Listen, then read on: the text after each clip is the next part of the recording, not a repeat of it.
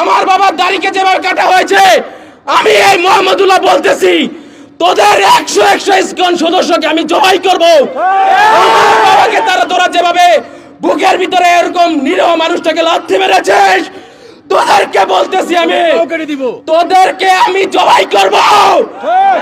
এই বাংলা দাঁড়িয়ে আমি বলতেছি, মোদি, আমার বাবাকে তোরা যেভাবে উলঙ্গ করেছিস, আমি তোর ধুতি খুলবো, তোকে জবাই করব।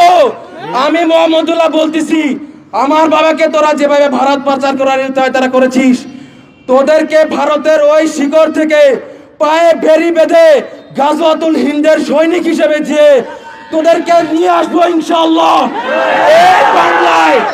এই বাংলায় তোদেরকে জবাই করা হবে, এই বাংলায় তোদেরকে জবাই করবে ইনশাআল্লাহ তাআলা। আমার বাবাকে ওরা গত 21 তারিখে আমার বাবা সকালে আজগার আদায় করার পর 7টার দিকে হাঁটতে বের হয়েছিল। ওরা মাজুখান বাজার, গাজীপুরে মাজুখান সবাই ছিলেন, ওই মাজুখানে ওই জায়গায় 7টার দিকে কোনো দোকান খোলা থাকে না। ওরা 5 মিনিটের ভিতরে একটা অ্যাম্বুলেন্স ভাড়া করে আমার বাবাকে সরাসরি চাপ মেরে গাড়ি থেকে নেমে বাবার মুখে রুমাল ধরা হয়। তারপরে বাবা যেন রুমাল থেকে মুখ সরাতে না পারে, সেজন্য বাবার পিছে বাবার ব্রেন টিউমারের সিরিয়াস অপারেশন হয়েছে। ডাক্তার বলছে এখানে যেন আঙ্গুলের ইশারাও না লাগে। ওরা ওইখানে এরকম ভাবে জোরে জোরে 3টা থাবর মারছে আমার বাবাকে। আমার বাবাকে থাবর মারার পর আমার বাবা আর সইতে পারে নাই।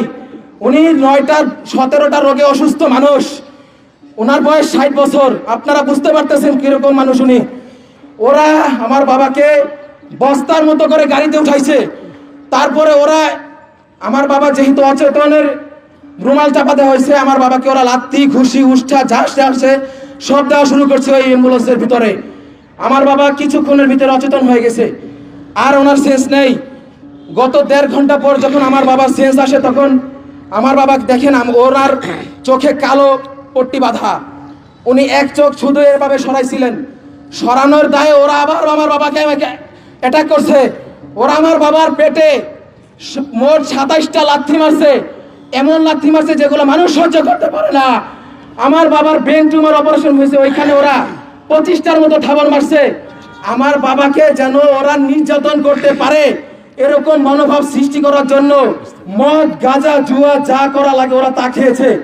ওরা আমার বাবাকে এরকম করে মদের বোতল দিয়ে আমার বাবাকে পিটাইছে। তারপরে আমরা যখন এই মুফতি আতাউর রহমান বিক্রমপুরী হুজুরের সম্মান শরণাপন্ন হই, আমরা যখন লাইভে যাই, বাংলাদেশ যখন উত্তাল হয়ে যায়, ওদের টনক নড়ে যায়। ওরা আমার বাবাকে তেতুলিয়া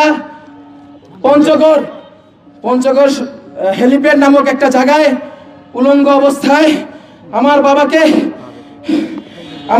শিকল বেঁধে